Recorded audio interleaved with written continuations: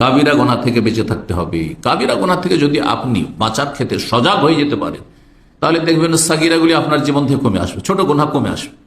কমতে কমতে একসময় দেখা যাবে যে গোটা দিন যদি আত্মপর্যালোচনা করে দেখেন যে আজকে সারাদিন আমার ছোটখাটো কি গুনাহ হলো, তো দেখবেন যে আলহামদুলিল্লাহ হয়তো বেঁচে আছে, মনে হচ্ছে না। তাহলে সফল আপনার জীবন এইভাবে।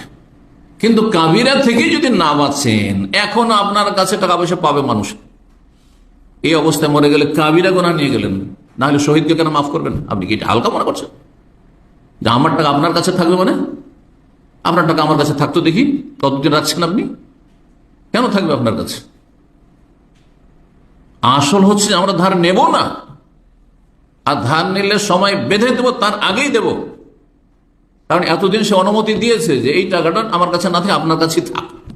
তারপর অধিকার কোথায় আপনার আমার টাকা রাখার?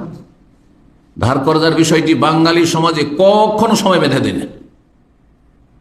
যদি সময় বাঁধতে যান যে ভাই কতদিনে দেবেন, আমাকে বিশ্বাস করেন না আপনি? ভাই একটু লেখাপড়া হইলে একটু লিখে দিলে হইতো না? বিশ্বাস করেন না আপনি? আরে আমাদের 30 সার্কেলে আমাদের ছাত্ররা এরকম কথা বলেছে। কোন এক ভাইকে বলছে যে কোরআনে তো আছে, হাদিসে, যে একটু লিখে রাখলে ভালো, তো একটু লিখে রাখেন না, দুজন সাক্ষী রেখে। আমাকে বিশ্বাস করেন না আপনি? আউযুবিল্লাহ, আপনি এগুলোকে গুনাহই মনে করছেন না, আপনি এগুলোকে অপরাধী মনে করছেন না আপনি?